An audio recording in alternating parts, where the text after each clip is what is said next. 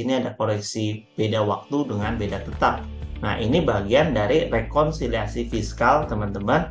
Artinya, ketika kita memahami konsep tadi, ya, hubungan istimewa karena ada kepemilikan, karena ada penguasaan, karena ada hubungan darah, nanti impact-nya kemana ke laporan keuangan, yaitu koreksi fiskal, teman-teman. Nah, bisa ada beda waktu, juga beda tetap. Kalau beda waktu, ini hanya perbedaan saat pengakuan penghasilan dan beban menurut komersil dan ketentuan pajak, teman-teman. Bisa ada 6 poin yang teman-teman akan hadapi di lapangan, yaitu yang pertama adalah metode penyusutan dan amortisasi, karena bisa saja beda waktu, teman-teman. Contoh, menurut akuntansi atau komersil, penyusutan suatu aset itu bukan golongan 1. Misalkan golongan 1 itu menurut pajak 4 tahun. Tapi menurut komersil, dia bisa 2, bisa 3, bahkan bisa lebih dari 4 tahun. Nah, itu ya, karena perbedaan waktu. Akan ketemu nggak? Akan ketemu. Cuman, membutuhkan waktu, teman-teman. Amortisasi bicara untuk aset yang tidak berwujud, teman-teman. Kemudian juga ada metode pengakuan pendapatan atau revenue recognition. Ini juga berbeda ya antara ketentuan pajak dengan komersil. Contoh lagi yang ketiga, ada biaya cadangan piutang. Kalau kita secara akuntansi, teman-teman, ada yang namanya alokasi atau penyisihan. Kita ada 2 metode, ada direct method, ada langsung ya, terkait dengan penyisihan ya. Tadi ada direct method, jadi langsung ya. Jadi kalau misalkan dianggap piutang itu tidak bisa tertagih, maka langsung dijadikan sebagai biaya kerugian ya piutang. Nah, atau kita kenal sehari-hari adalah bad debt ya, teman-teman. Nah, debitnya bad debt berarti kreditnya AR, account receivable atau piutang dagang, teman-teman.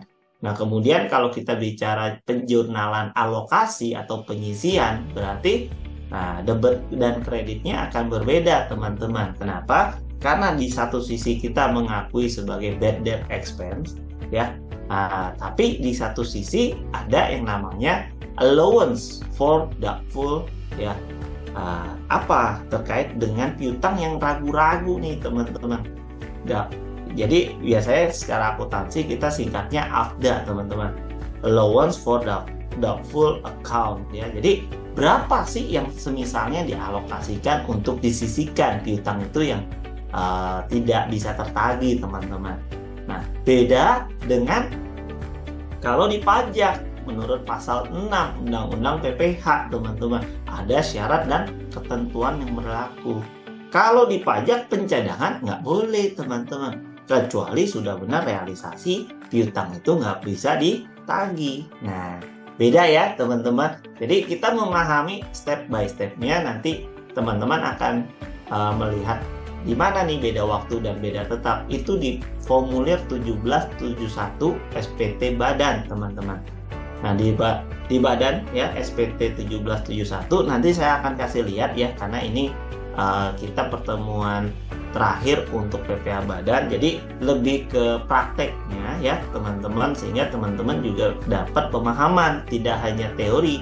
Teori teman-teman bisa baca kembali, tapi prakteknya Anda bisa komunikasi dengan saya selaku konsultan pajak register, dan juga dari sisi keilmuan teman-teman juga bisa cek terkait dengan apa teorinya. Nah, karena saya juga mengajar di kampus, jadi ada balancingnya antara teori dengan praktek nih, teman-teman. Jadi silakan kalau semisalnya teman-teman ada pertanyaan, misalkan ada kendala ya, boleh ditanya ke saya sehingga teman-teman mendapat benefit tujuan hari ini kita belajar PPh Badan tercapai gitu ya. Kenapa? Karena ada hal yang saya semulanya tidak paham, jadi saya paham gitu ya.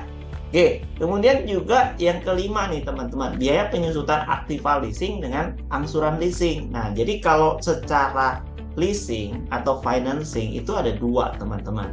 Ada yang namanya operating lease dan ada financial lease, teman-teman.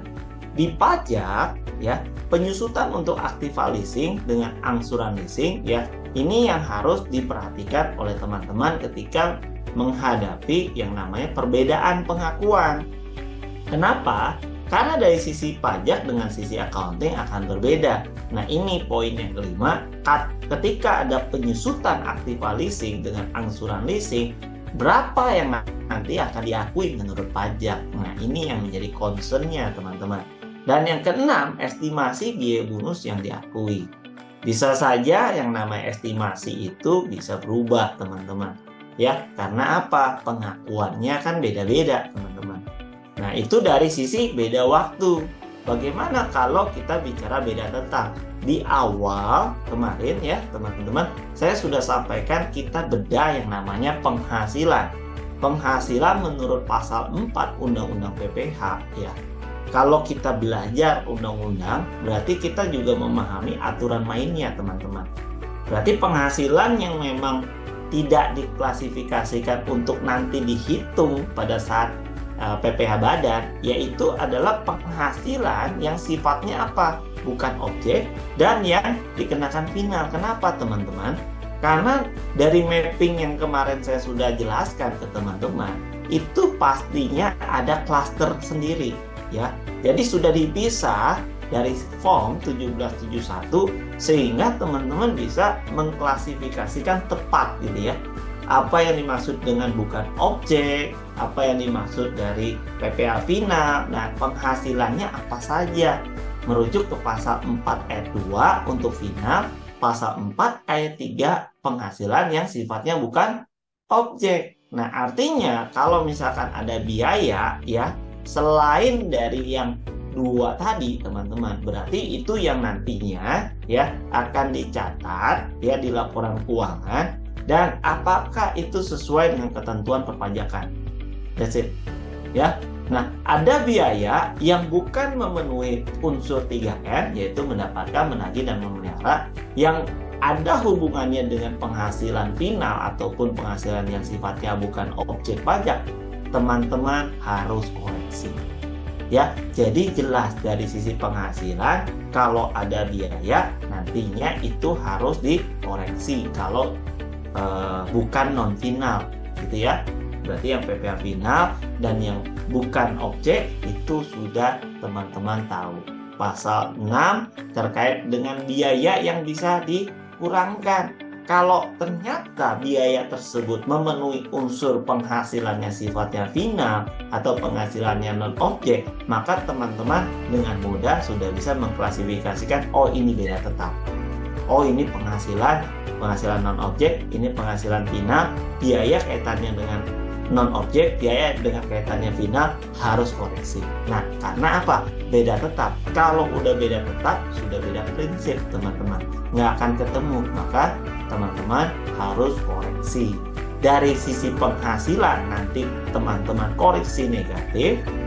Karena apa? Harus dikeluarkan kan dari penghasilan core bisnisnya dia yang sifatnya non final ya.